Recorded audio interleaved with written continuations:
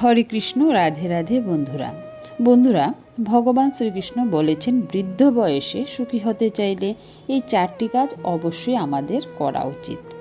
যারা এই 4টি কাজ করে তাদের বৃদ্ধ বয়সে আরামে ও সুখে কাটে।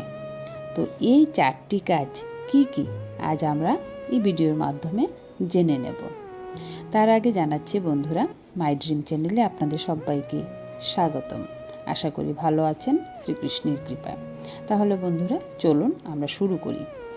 যারা এই 4টি কাজ করে তাদের বৃদ্ধ বয়সে আরামে ও সুখে কাটে।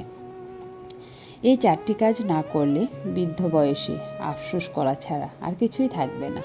তো বন্ধুরা, বৃদ্ধ বয়সে সুখী থাকার জন্য কোন 4টি কাজ আমাদের অবশ্যই করতে হবে সেটাই আজকের ভিডিওতে আমরা ভালো করে জেনে নেব। তো বন্ধুরা চলুন একটা গল্পের মাধ্যমে আমরা শুরু করি। এক সময় ভগবান শ্রীকৃষ্ণ দ্বারকায় বসেছিলেন। তখন দেবী রুক্মিণী এসে ভগবান শ্রীকৃষ্ণের কাছে বসে বললেন, প্রভু, আজ আমার মনটা একটু অস্থির। আমার মনে একটি প্রশ্ন জেগেছে। দয়া করে আপনি আমার সেই প্রশ্নের উত্তর দিয়ে আমাকে একটু কৌতূহল মেটানোর চেষ্টা করুন।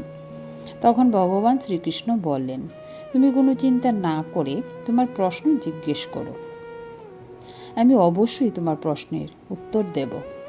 তখন দেবী রুক্মিণী বললেন, প্রভু, আমি জানতে চাই প্রত্যেক মানুষের বৃদ্ধ বয়সে সুখী থাকতে কি করা উচিত। তখন ভগবান শ্রীকৃষ্ণ বললেন, দেবী, আজ এই প্রশ্ন করে তুমি সমগ্র মানব জাতির কল্যাণ করেছ। আজকে একটি গল্পের মাধ্যমে তোমাকে আমি বিস্তারিত বলবো যে বৃদ্ধ বয়সে সুখী থাকতে হলে কোন কাজগুলি অবশ্যই করা উচিত। তখন শ্রীকৃষ্ণ গল্প বলা শুরু করে দিলেন। প্রথমে বললেন তিনি, এক গ্রামে শিব নামে এক কৃষক বাস করতেন। শিব তার সন্তানদের জন্য তার জীবনের অনেক সংগ্রাম করেছেন। তাদের শিক্ষা এবং ভরণ পোষণের জন্য তিনি দিন রাত কঠোর পরিশ্রম করতেন। তাদের জীবন খুব সুখেই ছিল। তার 2 ছেলে ধীরে ধীরে বড় হতে থাকলো এবং তারপর সে তার 2 ছেলের বিয়ে শাদী দেন। শিবের এখন মনে হতো যে সে এখন তার সব দায়িত্ব শেষ করে ফেলেছে। এখন তার 2 সন্তানই বড় হয়ে গেছে, পুত্রবধূ এসে গেছে। এখন তার জীবন যেভাবেই হোক কেটে যাবে। যদি 2 বেলা খাবার পাই তাতেই আমি খুশি, সেটা ভাবতেন। কৃষক তার ছেলেকে কৃষিকাজের দায়িত্ব দিয়েছেন, কারণ কৃষকের বড় ছেলে চাষের কাজে পারদর্শী হয়ে উঠেছিলেন, আর তার ছোট ছেলে আর একটু বেশি লেখাপড়া করেছেন, তাই সে শহরে গিয়ে ব্যবসা বাণিজ্য শুরু করেছেন। তিনি গ্রাম থেকে কম দামে শস্য কিনে শহরে নিয়ে গিয়ে বেশি দামে বিক্রি করতেন। তিনি 1 থেকে 2 মাস শহরে থাকতেন এবং মাঝে মাঝে বাড়িতে আসতেন। তারপর 1 থেকে 2 দিন বাড়িতে থাকতেন এবং শহরে ফিরে যেতেন। এভাবে যাওয়া আসার মধ্যেই সে থাকত। কৃষকের ছোট ছেলের ব্যবসা ভালোই চলছিল এবং সে অনেক রোজগার করছিল। তাই কৃষকের ছোট ছেলে এখন শহরে জমি কিনে বিলাসবহুল বাড়িতে বসবাস করতে শুরু করে দিয়েছে। তারপর কিছুদিন পর সে গ্রামে এসে বাবাকে বলল, বাবা, এখন আমি শহরে একটি সুন্দর বাড়ি তৈরি করেছি এবং আমি চাই যে আমি আমার স্ত্রী এবং আপনাকে সেখানে নিয়ে যাব, যাতে আপনি কোনো সমস্যার সম্মুখীন না হন। তখন তার বাবা বললেন, বাবা, তুমি তোমার স্ত্রীকে নিয়ে সেখানে থাকো, কিন্তু আমি আমার বড় ছেলের সাথে গ্রামে থাকব। তোমার যখনই ইচ্ছে হবে তুমি আমার সাথে দেখা করতে আসতে পারো। তখন কৃষকের ছোট ছেলে বলল, ঠিক আছে বাবা, যা ইচ্ছা তোমার তুমি তাই করো। কথা বলে কৃষকের ছোট ছেলে তার স্ত্রীকে নিয়ে শহরে চলে গেল। গল্পটি আরও বর্ণনা করতে গিয়ে ভগবান শ্রীকৃষ্ণ বললেন, হে দেবী, আসল কাহিনী এখান থেকেই শুরু। কৃষকের ছোট ছেলে এখন স্থায়ীভাবে বসবাসের জন্য শহরে চলে গেছে, আর কৃষক এখন তার বড় ছেলের সাথে গ্রামে থাকতে শুরু করেছে। ধীরে ধীরে এভাবে তাদের সময় কাটতে লাগলো। তারপরে একদিন কৃষকের ছোট ছেলে বাড়িতে এসে তার বাবাকে বলল, বাবা, আমি শহরে আরও একটি বাড়ি তৈরি করেছি এবং তাতে আমার কিছু টাকা দরকার।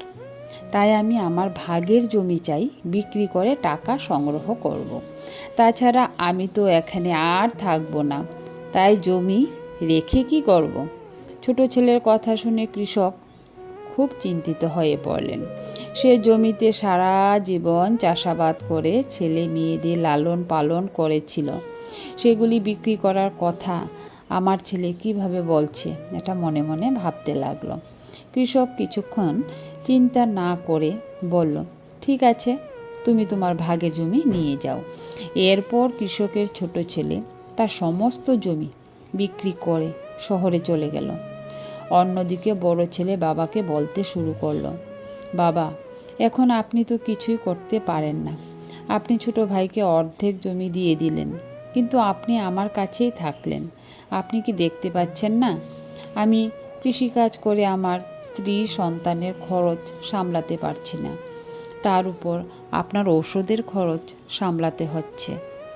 বড় ছেলের কথা শুনে কৃষকের খুব খারাপ লাগলো। কৃষক ভাবল, ছোট ছেলের সাথে বাইরে থাকা ঠিক হবে না, কারণ আমি শহর পছন্দ করি না, আর বড় ছেলেকে দারিদ্র কুড়ে কুড়ে খাচ্ছে, তাই আমি এখন তার কাছে বোঝা হয়ে যাচ্ছি। এইভাবে ভাবতে ভাবতে কৃষক সারা রাত ঘুমোতে পারল না। এই ভেবে যে আজ আমার ছেলেরা আমার সাথে বিশ্বাসঘাতকতা করছে। ছোট ছেলে তার সমস্ত ভাগের জমি বিক্রি করে চিরদিনের জন্য শহরে চলে গেল, আর বড় ছেলে দিন রাত আমাকে কথা শোনাচ্ছে। এভাবে কৃষকের মনটা একটু দুর্বল হয়ে গেল। তো যাই হোক, কিছুদিন পর কৃষক যখন তার বড় ছেলের জন্য খেতে জল নিয়ে যাচ্ছিলেন, কারণ তার বড় ছেলে রোদে কৃষিকাজ করছিল, তিনি যখন জল নিয়ে মাঠে যেতে লাগলেন, তখন এক ঋষিকে সেই পথে আসতে দেখলেন। প্রচুর রোদ ছিল, তাই সেই ঋষি একটি গাছের নিচে দাঁড়িয়ে কৃষককে বললেন, আরে বৎস, তুমি কোথায় যাচ্ছ? কি আছে তোমার করমণ্ডলে? তখন কৃষক বললেন, মহারাজ, এতে জল আছে, আমি আমার ছেলের জন্য মাঠে নিয়ে যাচ্ছি। তখন সাধু মহারাজ বললেন, আমারও পিপাসা লেগেছে, আমাকে একটু জল দাও। তখন কৃষক বললেন, এই নিন, জল পান করুন। জল পান করার পর ঋষি বললেন, তোমাকে খুব চিন্তিত দেখাচ্ছে, তোমার সমস্যা কি? তখন কৃষক বললেন, মহারাজ, ভেবেছিলাম বৃদ্ধ বয়সে সন্তানরা ভরসা হবে, কিন্তু তারা এখন আমাকে বোঝা মনে করে। আমার 2 ছেলে আছে, একজন শহরে থাকে এবং একজন বাড়িতে থেকে কৃষিকাজ করে, কিন্তু আমি আমার বৃদ্ধ বয়সে তাদের কাছে যা আশা করেছিলাম তা হয়ে ওঠেনি। এখন আমার কি করা উচিত?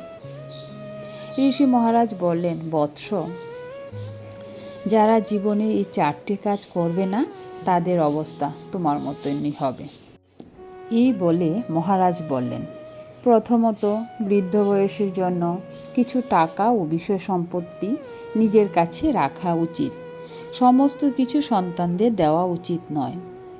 বৃদ্ধ বয়সে দান, ধর্ম, সৎসঙ্গ, তীর্থযাত্রা ইত্যাদি কাজে অর্থ কাজে লাগে।